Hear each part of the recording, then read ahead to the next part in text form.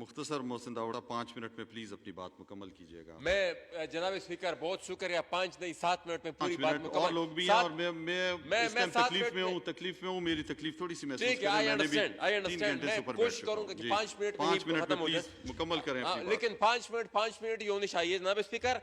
बात तो कोविड पे होनी चाहिए थी, लेकिन चूंकि मसाइल वो ऑलरेडी उस पर डिस्कशन हो भी चुकी है। मैं सिर्फ यहाँ कहूँगा कि यहाँ पर जो बेहतरीन किस्म की तस्वीर पेश करने की कोशिश की गई थी, हकीकत ऐसा नहीं है। हम रोजमर्रा की बुनियाद पर अस्पतालों में जाते हैं, हालात इससे बहुत ज्यादा बदतर है। चंद दिन पहले हमारे यहाँ पर इस्लामाबाद में हमारे बहुत देरीन साथी पख्तूनख्वा मिली अवामी पार्टी की यहाँ पर सेक्रेटरी कयूमा चकजई, वो कोविड-19 का शिकार हुए थे और अस्पताल में वेंटिलेटर ना होने की वजह से उनकी डेथ हुई है। जनाब स्पीकर, दुनिया कोरोना से लड़ रही है, कोरोना भी यकीनन एक वबा है, लेकिन हम कोरोना से एक बहुत बड़ी वबा दहशतगर्दी का अभी तक सामना कर रहे हैं।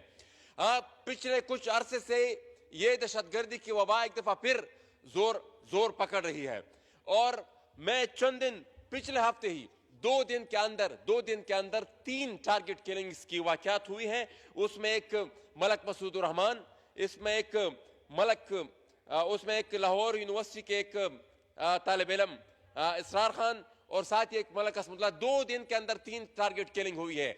इससे पहले जनाब स्पीकर ईद के दिन शुमाली वजीरिस्तान की मेरली तहसील में गुंजानाबाद इलाके में एक CSP ऑफिसर जुबैदुल्लाह को टारगेट किलिंग का निशाना बनाया जाता है और फिर उसके कातिल कहां चले जाते हैं यह अभी तक किसी को पता नहीं है। जनाब स्पीकर, ये दहशतगर्द फिर से रिग्रुप हो रहे हैं और पूरे वजीरिस्तान से लेकर पूरे बाजावर तक रिग्रुप हो रहे हैं। पूछता हमें यह है कि वो जो ज़रब अज़ब हुआ था, वो जो राह निजात हुआ था, उस पर जो अरबों डॉलर खर्च हुए थे, जो लोग डिस्प्लेस हुए थे, जो लोगों के मकानात तबाह हुए थे, वो किस लिए हुए थे? आउटकम क्या था उन तमाम ऑपरेशंस का?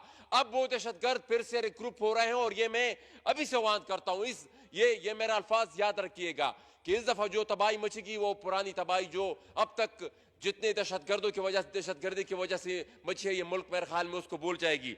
जनाब स्पीकर, ये इतने खर्चे होते हैं, इतने फंड्स खर्च होते हैं, उसके बावजूद इन ऑपरेशंस का कोई नतीजा नहीं होता। उसके साथ साथ जनाब स्पीकर, हमारे जो साबिका फाटा है उसके हकूक पर दिन दहाड़े डाका मारा जा रहा है। पिछली पीएसडीपी में हमारे फाटा के लिए जो फंड मुख्तस किए गए थे, IDPs के लिए जो फंड मुख्तस किए गए थे 32.5 अरब रुपए, उन 32.5 अरब रुपए में 15.5 अरब रुपए IDPs के फंड से 15.5 अरब रुपए डाइवर्ट करके वो सिक्योरिटी को दे दिए गए हैं।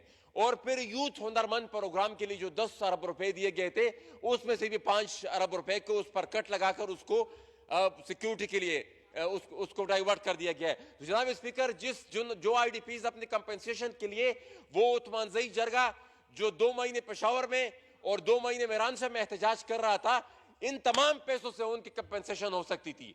वो जो योम मसीद धरना, वो जो टांग में एहतजाज कर रहे थे, इन पैसों से उन सब की कंपेंसेशन हो सकती थी, लेकिन ना उनको वो पैसे दिए गए और जो 17 अरब रुपए बचते थे वो भी पूरे के पूरे उन पर खर्च नहीं किया गया।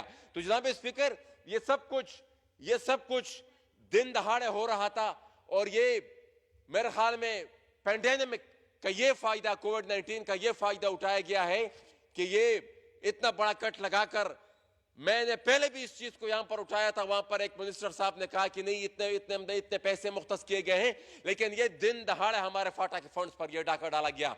तो जनाब स्पीकर, इन तमाम चीजों के साथ साथ मैं एक और चीज का भी निशानदेही यहां पर करना चाहूंगा।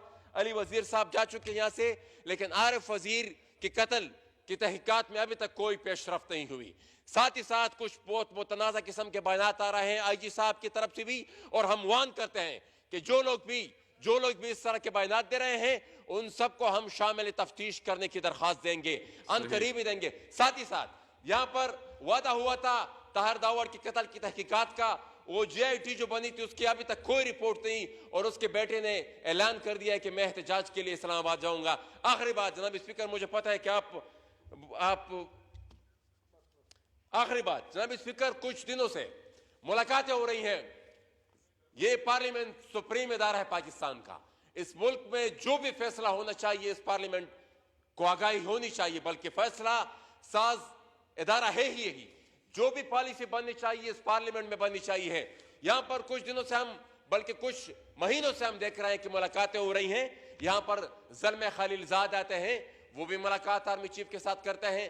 फिर यहां से कुछ वफूद जाते हैं वहां पर अशरफ गनी के साथ, वो भी आर्मी चीफ के सरबराही में जाते हैं। तो पूछना हमने ये था कि जनाब स्पीकर कौन सी खिचड़ी पक रही है, हमें भी तो कुछ पता चले कि क्या पॉलिसी बन रही है इस मुल्क के लिए। सही। तो ये फॉरेन मिनिस्टर साहब को इसके बारे में तफसीलन ब्रीफ करना चाहिए अपना हमारे इस पार्लियामेंट को कि क्या सिस्टम हो रहा है। बहुत शुक्रिया जी, बहुत शुक्रिया जी। जी जनाब।